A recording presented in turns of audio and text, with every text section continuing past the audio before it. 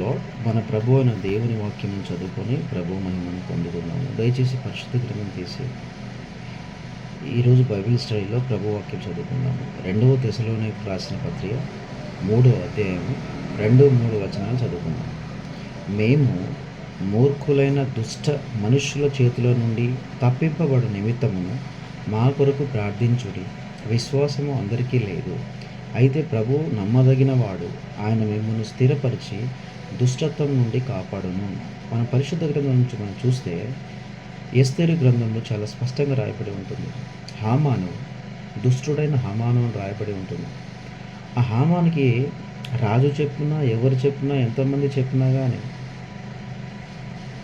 హెబ్రీయులు అలానే మొర్దెకై వాళ్ళందరూ మంచోళ్ళు. కానీ ఈ హామాను నాకు ఏమాత్రం కూడా తల వంచట్లేదు అనే అహంకారంతో ఈ హామాను మొర్దెకైను అసలు హెబ్రీయులందరినీ కూడా నాశనం చేయాలనుకున్నాడు. కానీ ప్రభు అయిన దేవుడు నమ్మదగిన వాడు కాబట్టి ప్రభు తన ప్రజలందరినీ కూడా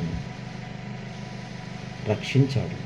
ఈ దుష్టుడైన హామాను మరణానికి అప్పగించాడనే విషయం మనం చాలా స్పష్టంగా తెలుసుకున్నాం.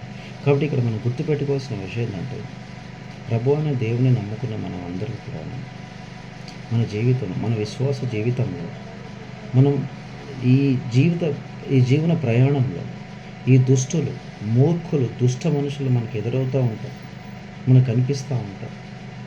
కాబట్టి ఇటువంటి వారి చేతిలో మనం పడిపోయినప్పుడు, ఇటువంటి చేతిలో మనం ఉన్నప్పుడు మనం ఖచ్చితంగా ప్రభువును ప్రార్థించాల్సిన అవసరం ఉంది. ఎందుకంటే ఈ దుష్టులు, మూర్ఖులు అంటే వీళ్ళకి ప్రభు పట్ల, ప్రభు వాక్యం పట్ల, ప్రభువు మీద ఏమాత్రం విశ్వాసం ఉండదు. వారు అనుకున్నది ఇదే సరైనది అనుకుని ముందుకు వెళ్తూ ఉంటారు. కాబట్టి ఖచ్చితంగా ఇటువంటి దుష్టుల చేతుల నుండి మీరు ఉన్నా సరే, అటువంటి వారి నుండి ప్రభు అనే దేవుడు మిమ్మల్ని ఖచ్చితంగా కాపాడుతాడు. ఎందుకంటే ఆయన నమ్మదగిన వాడు.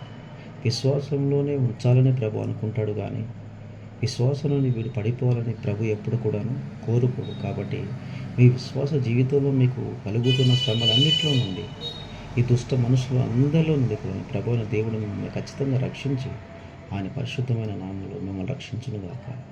యేసు నామములో ఆమేన్.